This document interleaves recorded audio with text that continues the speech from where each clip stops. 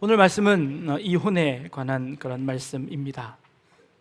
한국에서 2017년 한 해에 이혼하는 건수가 10만 6천 건입니다.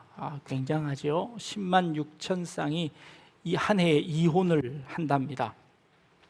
그런데 좀 다행스러운 것은 지난해에 비추어 1.2% 감소했답니다. 1,300건 정도가 줄어들었다는 것이지요. 그런데 이 속사정을 보면 또 그리 만만치는 않습니다. 이 이혼이 줄은 이유는요, 결혼이 줄어서 그렇습니다. 지난 한 해의 결혼은 26만 4,500건인데 전년도에 비해서 6.1% 감소했습니다. 그러니 혼인율이 6.1% 감소하고 이혼율이 1.2% 감소한 것을 보니 실제로는 이혼율이 더 증가한 것 같습니다. 더 많은 분들이 이혼을 하게 되었다는 것이지요. 이혼하는 연령들을 보니까 평균 연령은 47.6세, 여자는 44세입니다. 그런데 더 심각한 것은 혼인 지속 기간이 20년 이상 되시는 분들 중에 전체 이혼이 31%나 차지합니다. 전체 이혼 중에서 31%는 20년 동안이나 살아오셨는데 이혼하시게 되는 겁니다. 제일 가장 많은 분포를 차지하고 있고요. 다음으로는 5년 미만 이혼율이 22.4%로 많습니다. 5년만 버티면 한 20년까지는 버텨나간다는 얘기인가요? 네, 그렇습니다. 왜 이혼을 할까요? 이혼의 가장 큰 이유는 50%가 성격차입니다. 그리고 약 한 20%가 배우자의 외도입니다. 약 한 3%가 구타, 이런 것들이 여러 가지 기타 내용들이 있습니다. 아직도 이렇게 구타로 인해서 이혼하는 가정들도 있기도 합니다. 하나님께서 이혼하지 말라고 하십니다.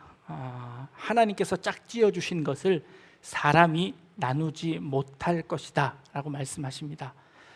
그럼에도 불구하고 이렇게 이혼이 많은 이유는 우리 인간의 죄악 때문입니다. 인간들이 죄를 짓기에 인간의 그런 그 부족함 때문에 어쩔 수 없이 이혼하게 된다는 겁니다. 어떤 젊은 두 부부가 결혼 생활을 아주 아름답게 잘 해 나가고 있었습니다. 그런데 그만 이제 아내가 병이 들었습니다. 그래서 이제 거의 임종을 앞두고 있었지요. 아내가 남편에게 이렇게 고백을 합니다. 여보, 내가 사실은 지금까지 짧은 인생이지만 내가 사랑하는 남자들이 있어서 여태까지 이렇게 행복한 삶을 살았다고, 내 평생에 3명의 남자를 사랑했었노라고 고백을 하는 겁니다. 첫 번째 남자는 내가 아주 어렸을 때 우리 동네 살던 옆집 오빠였다고, 내가 그 오빠를 그렇게 참 진심을 다해서 사랑했었노라고. 두 번째 사랑한 남자는 대학에 같은 과에 다녔던 선배 오빠였는데 내가 그 오빠를 참 사랑해서 그때 그 삶이 참 행복했었노라고. 그리고 마지막으로 세 번째가 이제 당신이라고, 당신을 만나서 내가 참 행복하게 살았다고. 이분이 돌아가실 때가 되어서 왜 이런 고백들을 하는지 이렇게 고백을 했습니다. 그리고 나서는 그 부인이 그만 이제 운명하고 말았지요. 그 유언을 듣고 나서 이 남편은 하염없이 눈물을 흘립니다. 남편은 알고 있었습니다. 그 3명의 남자가 모두 다 자기 자신이라는 것을 알고 있었습니다. 그래서 이 한 여인은 평생 동안 그 한 남자를 사랑하며 그렇게 지냈던 것이지요. 지고지순한 멋진 사랑이지 않습니까? 여자만 이런 사랑을 하는 것이 아닙니다. 한국의 슈바이처라고 불리는 장기려 박사님이 계십니다. 1950년 12월에 6.25 동란 중에 평양 의과대학 부속병원에서 군인들을 치료하던 과정 속에서 그 병원에 그만 폭탄이 터지고 말았습니다. 그래서 군인 그 수송 그 트럭에 어쩔 수 없이 타고는 남한으로 내려와서는 결국에 북한으로 올라가지 못하시고 가족들과 생이별을 하게 되셨습니다.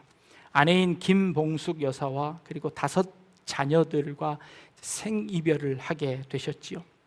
전쟁이 끝난 후에 이제 많은 사람들이 이 장기려 박사에게 이야기합니다. 이제 그만 재혼을 하십시오 하고 그렇게 이야기를 하는 겁니다. 그럴 때마다 장기려 박사는 이렇게 고백합니다. 내가 그 결혼하시는 주례 목사님 앞에서 아내와 100년 해로 하기로 했는데 내가 한 100살쯤 되고 나서 내가 재혼하겠노라고, 100년 채우고 나서 재혼하겠노라고 그렇게 이야기하셨답니다. 1990년 초에 여러 루트를 통해서 북한의 아내와 가족들이 살아있다는 소식을 접해들고 그분이 편지를 하나 쓰셨답니다. 여보, 40년이 흘러 80이 된 지금 여보라는 호칭이 어색하게 느껴집니다. 40년을 남한에 살면서 재혼하라는 권유도 많이 들었다오. 그러나 당신에게 한 스스로의 언약인 우리 사랑은 영원하다라고 한 말을 상기하며 당신을 기다렸소.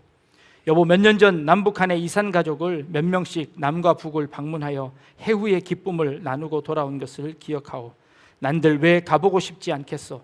당신과 자식들을 만나고 지금은 돌아가셨을 부모님 산소도 돌아보고 고향집, 옛집도 가보고 싶소. 그러나 1천만 이산 가족 모두의 아픔이 나만 못지 않을 텐데 어찌 나만 가족 재회의 기쁨을 맛보겠다고 북행을 신청할 수 있겠소.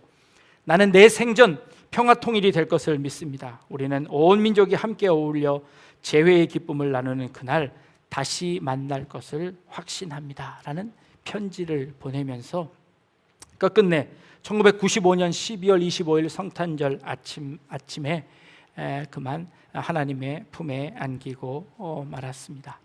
이렇게 남자들도 지고지순하게 사랑을 지키는 남자들도 있답니다. 결혼 예식을 하면 서로 혼인 서약을 합니다. 혼인 서약의 내용을 아십니까? 제가 한번 읽어드리겠습니다. 광야와 같은 세상에서 기쁠 때나 슬플 때나 건강할 때나 병들거나 부하거나 가난하게 되는 모든 경우에도 아내를 사랑하고 남편을 사랑하고 존귀히 여기며 부부의 대의와 정조를 굳게 지키기로 하나님 앞과 여러 증인들 앞에서 엄숙히 서약하십니까? 라는 것이 혼인서약입니다. 제가 주례를 할 때마다 이 혼인서약을 2번씩 또박또박 읽습니다. 그리고 신랑에게는 큰 소리로 대답하게 하고 신부에게는 고개를 숙여 온몸으로 대답하게 합니다. 이 물음에, 이 서약에 한 사람도 거절하는 신랑 신부를 보지 못했습니다. 큰 소리로 대답합니다.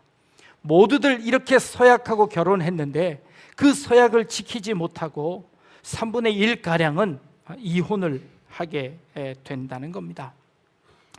오늘 우리가 읽은 본문에 이혼에 관한 그런 이야기들을 예수님께 하고 있습니다. 바리새인들이 찾아와서 이렇게 묻습니다. 어떤 이유가 있으면 그 아내를 버리는 것이 옳습니까? 라고 이야기하는 겁니다.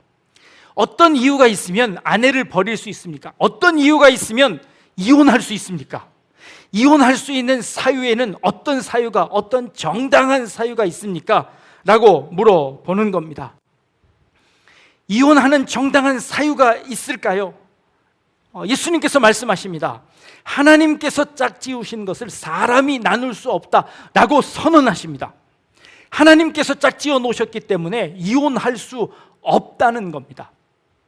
이혼해서는 안 된다는 겁니다. 어떤 이유를 막론하고 안 된다고 선언하십니다. 그러면 우리는 어떤 이유에서 이혼할 수 있습니까? 지금 많은 이혼들이 있는 것을 교회에서는 뭐라고 이야기할 수 있습니까? 안 됩니다 라고 이야기할 수 있겠습니까? 아니요, 그럴 수 없습니다. 예수 믿는 사람들과 안 믿는 사람들의 이혼율이 차이가 있을까요? 없습니다. 오히려 미국에서는 그 신앙을 가진 사람들의 이혼율이 훨씬 더 높다고 합니다. 그렇다면 예수 믿는 사람들은 그 이혼하는 것을 그냥 내버려 둬도 될까요? 라는 질문이 생깁니다. 바리새인들이 이렇게 묻습니다. 모세는 이혼 증서를 써서 내어 보내라고 했는데요, 그것은 또 무슨 말씀입니까? 하나님의 율법에서 그리고 모세, 민족의 지도자인 모세를 통해서 이혼해도 된다고 하는데 왜 당신은 이혼하지 말라고 하십니까? 라고 또 물어보는 겁니다. 당시에 힐렐 학파와 삼마이 학파라는 두 바리새인의 학파가 있었습니다. 힐렐 학파는 이 이혼에 관해서 조금 더 이게 좀 느슨한 것을 가지고 있습니다. 삼마이 학파는 조금 더 강경한 입장을 가지고 있습니다. 이 뭐가 강경한지 뭐가 느슨한지는 모르겠지만 어쨌든 한쪽 학파에서는요, 신명기 24장 1절부터 4절 보면 사람이 아내를 맞이하여 데려온 후에 그에게 수치되는 일이 있음을 발견하고 그를 기뻐하지 아니하면 이혼 증서를 써서 그의 손에 주고 그를 자기 집에서 내보낼 것이다 라는 율법이 있습니다. 두 가지 이유인데요, 하나는 수치되는 일을 발견하거나 아니면 그를 기뻐하지 아니하면 그를 내어줄 수 있다는 겁니다. 이혼할 수 있다는 것이지요. 수치되는 일이라는 것이 도대체 무엇일까요? 이는 그 여인이 간음한 경우를 의미합니다. 그리고 그를 기뻐하지 않는 경우는 어떤 쪽일까요? 뭘 기뻐하지 않는다고 이야기할까요? 우리나라에 예전에 칠거지약이라는 것이 있었습니다. 7가지를 하지 않으면 이 여자를 내보낼 수 있다는 겁니다. 7가지를 아시나요? 시부모에게 순종하지 않거나, 아들이 없거나, 음탕하거나, 질투를 하거나, 나쁜 병이 있거나, 말이 많거나, 도둑질을 하면 내어 쫓아도 된다는 겁니다. 이게 칠거지약입니다. 이게 조선시대에 있던 그런 법률입니다. 모세 당시에는 어땠을까요? 그것보다 더 했답니다. 음식을 못해도 쫓아내기도 하고 음식을 잘못하면 쫓아낼 수 있는 그런 법령이 있었답니다. 그런데요, 세종실록에 칠거지약에 대한 이런 일들이 있습니다. 좌찬성이었던 이맹균이라는 사람이요, 나이 이제 70쯤 되어서 집안에 있는 계집종을 사랑했답니다. 이를 두고 본 그 아내가 질투를 해서 그 계집종을 그 광에다가 가두어 놓고 먹을 것을 주지 않아서 그만 죽게 되었답니다. 그러자 상소가 빗발쳤습니다. 그 맹사성의 그 아내는 칠거지약 중에서 여러 가지를 범했으니 그를 이제 벌 주라는 겁니다. 근데 세종대왕이 어떻게 벌 줬는지 아십니까? 세종대왕이 그 남자를 그 시골로 유배시켜 버렸습니다.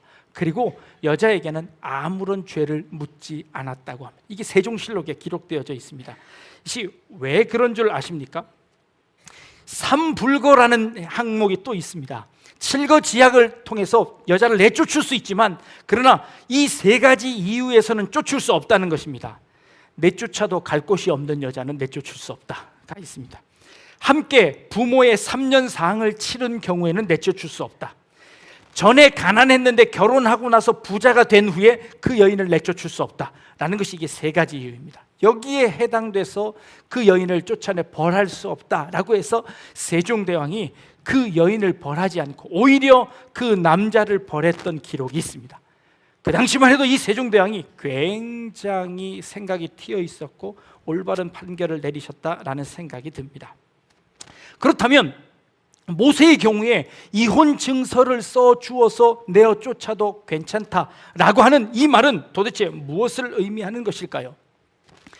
여성이 투표권을 가진 것이 100년이 거의 안 됩니다. 그 당시에 여성의 권위라는 것은 정말 보잘것없는 것이었습니다. 사람으로 취급받지 못했고 물건으로 취급받았습니다. 그래서 마음대로 결혼하고 마음대로 내쫓았습니다. 이 결혼해서 이혼당한 여인들의 삶은요, 이혼을 당하는 순간 자기의 그 먹을 것을 자기 스스로 벌 수가 없어서 매춘부가 되거나 아니면 굶어 죽거나 하는 처지에 놓여지게 됩니다. 그것이 그 당시의 여자들의 운명이었습니다. 남자들이 그 여인들을 버리는 것을 정말 헌시짝처럼 버리자 모세가 이런 율법을 썼습니다. 너희들이 그 여인들과 이혼하고 싶으면 이혼 증서를 써주라는 겁니다. 이혼 증서를 반드시 써주어야 이혼이 된다는 겁니다. 다시 결혼할 수 있으니 이혼 증서를 써주라는 겁니다. 이혼 증서의 내용은 이렇습니다. 당신은 이제 가도 좋습니다. 당신을 아내로 맞이하기를 원하는 남자가 있고 당신도 그를 원한다면 그가 당신을 취해도 좋습니다 라고 자기의 서명을 하고 그 여인을 보내는 것이 이혼 증서입니다.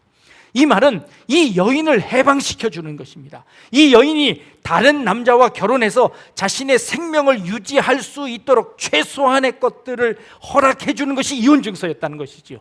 그전에는 그런 이혼 증서 없이 쫓겨나서 비참한 삶을 살고 있는 그 여인에 대해서 아주 파격적인 조건이었고 아주 그 여인들의 권위를 위한 그런 율법이었습니다. 그 율법을 만들어낸 이유가 뭘까요? 인간이 죄악 때문에 그 여인들을 그렇게 학대하는 그 모습을 보고 최소한의 것이라도 그들의 인권을 보호하기 위해서 이 모세가 이 율법을 지은 것이죠. 만든 것입니다. 세월이 지났습니다. 그런데 이제 사람들이 그 율법을 만든 의미를 잊어버리고 이제 그 율법을 악용하는 겁니다. 내가 이혼 증서를 써주기만 하면, 내 마음에 들지 않기만 하면, 내가 기뻐하지 아니하면 그냥 이혼 증서를 써서 그냥 내버려 두는 겁니다. 내 마음에 들지 않으면 어떤 이유 막론하고 그들을 내버려도 된다는 것이지요. 모세의 율법을 악용하고 있는 것입니다. 그래서 예수님께서는 그 모세의 율법의 원래의 뜻을 설명하고 있는 것입니다. 너희 마음이 완악함 때문에 아내를 버림을 허락하였거니와 라고 말씀하십니다. 너희의 그 죄악 때문에 내가 그것을 허락한 것이지 원래는 하나님이 짝지어 주신 것을 사람이 나누지 못한다.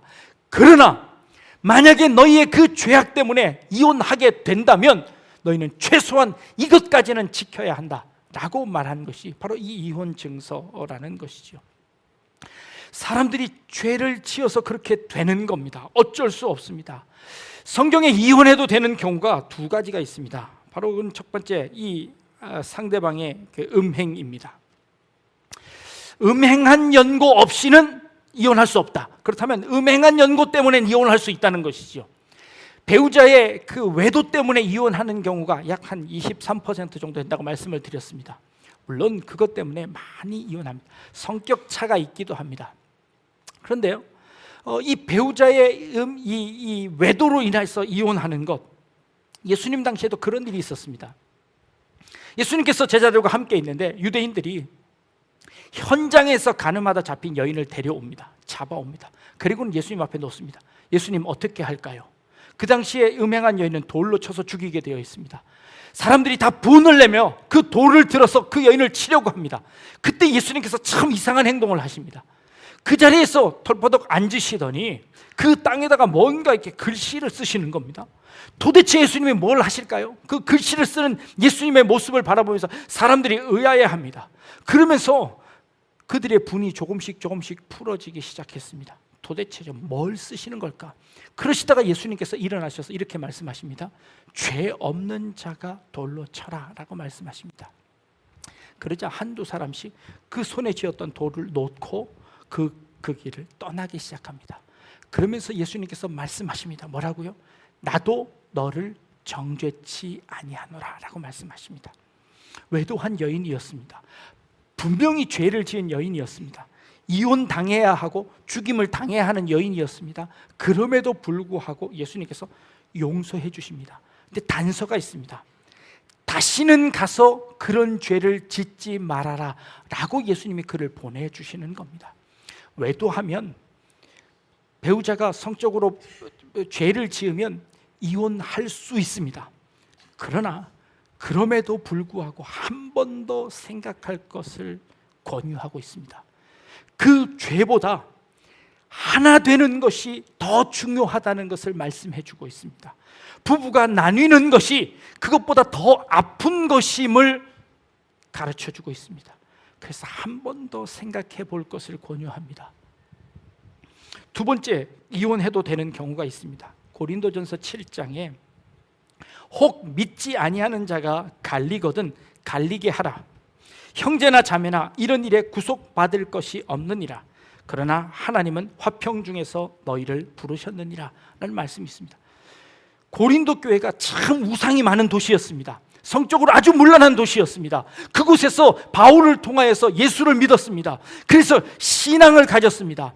그런데 그 가정 중에 배우자 중에 한 사람만 신앙을 가졌습니다. 그래서 그 신앙 때문에 이 부부가 늘 다툽니다. 그리고 그 신앙을 방해받습니다. 심지어는 그 신앙을 갖지 못하도록 위협합니다. 그래서 내가 이혼해야 되겠답니다. 그러려면 이혼하랍니다. 그 신앙을 내 영혼을 죽이지 않기 위해서 이혼하려고 하는 것, 이혼하시랍니다. 이혼해도 된답니다. 그런데 한 번 더 생각해 보랍니다. 어떻게 해요?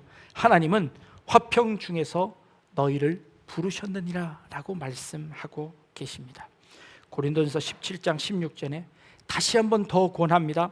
아내된 자여 내가 남편을 구원할는지 어찌 알 수 있으며 남편된 자여 내가 내 아내를 구원할는지 어찌 알 수 있으리요? 라고 한 번 더 권면합니다. 왜요? 이혼할 수 있습니다. 그러나 이혼하지 않고 견뎌서 그 사람을 구원할 수 있다면 그것이 더 유익하다라고 말씀하십니다. 우리에게 이혼의 자유를 주셨습니다. 그러나 그 이혼이 얼마나 아픈 것임을, 그리고 이혼할 수 없는 것이 원칙임을 가르쳐 주셨습니다. 하나님께서 처음 인간을 만드시고 아담과 계약을 맺으셨습니다. 약속을 하셨습니다. 이 선악과의 이 열매는 먹지 말아라. 그런데 아담이 죄 때문에 그 선악과를 먹고 말았습니다. 그래서 하나님과의 계약 관계가 끊어져 버렸습니다. 하나님의 그 계약 관계, 끊어진 그 관계 속에서, 그 관계 속에서 맺어진 남자와 여자의 그 관계가, 하나님과의 계약도 끊어졌는데 남자와 여자의 관계가 끊어지지 않을 이유가 있겠습니까? 그것도 끊어질 수밖에 없습니다. 그러나 원칙은, 그 약속은 깨어지면 안 되는 약속입니다. 그러나 죄 때문에 어쩔 수 없이 그 계약이 끊어질 수 있다는 겁니다. 그러면 그 계약이 끊어질 그때에 무엇 때문인지, 내가 참을 수는 없는지, 이것이 다시 회복될 수는 없는지 고민하고 기도하고 최소한 그렇게 생각해 보라는 것이지요. 여기서 둘이 한 몸이 되었다라는 것은 악교로 이 두 개를 붙인 것을 의미합니다. 악교가 얼마나 강한지 이 둘인 것을 하나로 붙이면 하나가 되었습니다. 이것을 둘을 자르면 원상태로 돌아오는 것이 아니라 그 잘라진 부위는 거칠게 잘라집니다. 이쪽이 서로 뜯기며 잘라집니다. 상처가 생긴다는 겁니다. 그 상처라는 것은 어쩔 수 없다는 것이죠. 완벽하게 둘로 다시 나눠질 수 없다는 것을 의미하는 것이지요. 그것을 감수하고라도, 죄악 때문에 그렇게 될 수밖에 없더라도 우리는 그 이혼에 앞서서 결혼의 참된 원리들을 생각해 보아야 된다는 것이지요. 결혼이라는 것이 무엇입니까? 아플 때나 슬플 때나, 건강할 때나 그렇지 않을 때나, 부할 때나 그렇지 않을 때나 사랑하겠다고 합니다. 결혼 생활을 유지하겠다고 약속했습니다. 결혼은 왜 하나요? 사랑하기 때문에 한답니다. 내가 저 사람이 좋아서 결혼한답니다.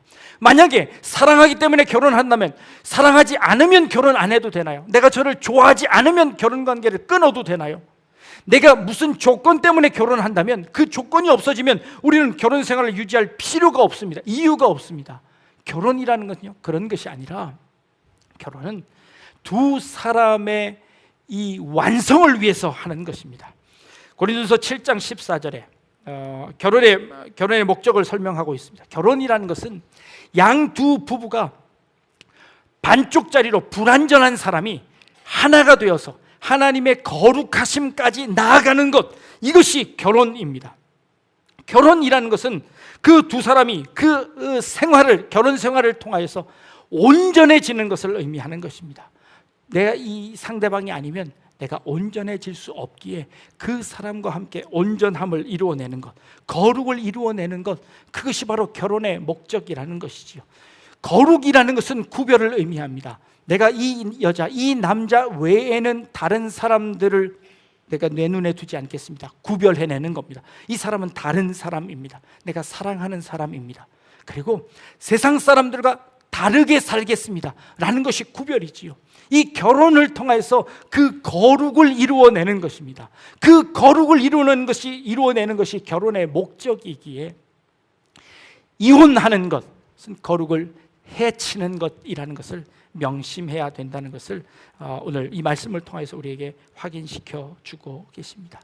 미국의 이민교회에 어떤 두 부부가 결혼 생활을 잘하고 신앙 생활을 잘 하다가 그만 두 사람이 심하게 다투게 되고 그것으로 인하여서 두 사람이 이제 이혼의 위기에 처했습니다. 이제 이혼을 하게 되면 서로 서류를 접수하고 이렇게 이 두 사람의 일정 기간을 갖게 되지요. 그 기간이 지나면 이제 이혼이 성립이 되는 겁니다. 그 기간 동안 이제 두 사람이 이제 다 별거를 하며 지내게 되었습니다. 이제 마지막 날 이제 도장을 찍으면 끝나는 날이었습니다. 신앙이 있기에 아침 일찍 저절로 눈이 떠져서 새벽 예배를 남편이 갔습니다. 그리고는 저쪽 구석에 앉아서 기도합니다. 하나님, 내가 이제 오늘 이혼을 하게 됩니다 하고 하나님 앞에서 기도하면서 지나간 날들을 한번 쭉 돌이켜보는 겁니다. 그랬더니 내가 그 아내를 사랑해서 쫓아다니며 연애하던 시절, 그리고 아이를 낳고 기르는 시절, 행복했던 시절, 어렵고 힘든 시절을 지나오면서 이겨냈던 그 기억들이 쭉 뇌리를 스칩니다. 그러면서 자기도 모르게 하염없이 눈물을 흘리기 시작했습니다. 그리고는 자기도 모르는 사이에 이 회개가 이제 흘러나온 겁니다. 하나님, 지금 생각해 보니까 내가 이것도 잘못했고 이것도 잘못했고 이것도 잘못했네요. 모두 다 내 잘못입니다 하고 하나님 앞에 회개를 하기 시작했답니다. 그런데 그날 마침 그 아내 되는 사람도 그 교회에 마치 공교롭게 새벽 예배 아침에 온 겁니다. 그리고는 남자는 이쪽 구석에서, 여자는 저쪽 구석에서 혼자 그 온 삶들을 기억하면서 자신의 삶을 돌이키면서 이제 회개를 하고 있었답니다. 한참 회개를 하는데 사람들이 한둘 가기 시작했습니다. 이제 사람이 없는 걸 보고 목소리를 좀 높여서 흐느껴서 웁니다.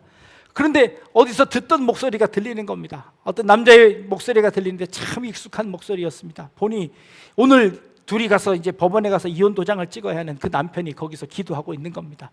소리를 죽여서 기도 소리를 들어봅니다. 그랬더니 그 남편이 내가 잘못해서 그랬습니다. 내 잘못입니다 하고 자신의 죄를 뉘우치더라는 것이지요. 그 기도를 듣다가 그 여인이 그 남편을 찾아갑니다. 그리고는 그 남편을 다시 한번 끌어안고 그 사람이 이혼하지 않고 다시 그 삶을 시작하기로 했답니다.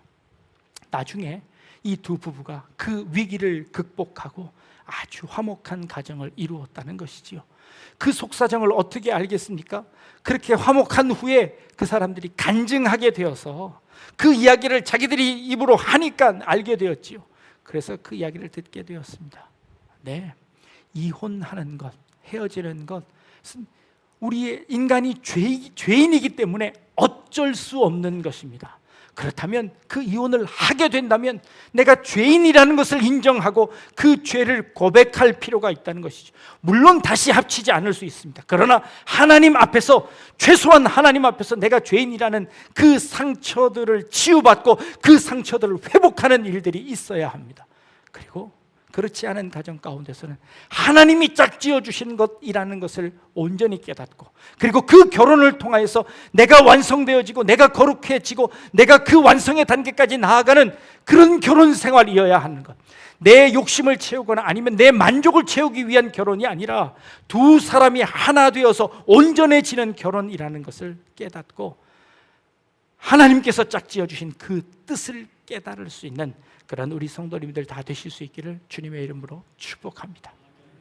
기도하겠습니다. 그 둘이 한 몸이 될지니라. 하나님, 주님께서 짝지어 주신 것을 사람이 나누지 않게 하여 주시고, 혹 우리의 죄악으로 인하여서, 혹 우리의 욕심으로, 우리의 무지로 인하여서 죄를 짓게 되거든 그 자신들을 깨닫게 하시고 주님 앞에 나와 무릎 꿇게 하시고 회개하시고 다시 회복되어지는 역사들이 일어날 수 있도록 주님 인도하여 주옵소서. 그래서 이 가정이, 주님께서 세우신 이 가정이 온전해짐으로 말미암아 우리 교회와 나라와 민족이, 하나님의 나라가 온전해지는 그런 귀한 축복들이 우리 가운데 있게 하여 주옵소서. 감사드리며 예수님의 이름으로 기도합니다. 아멘.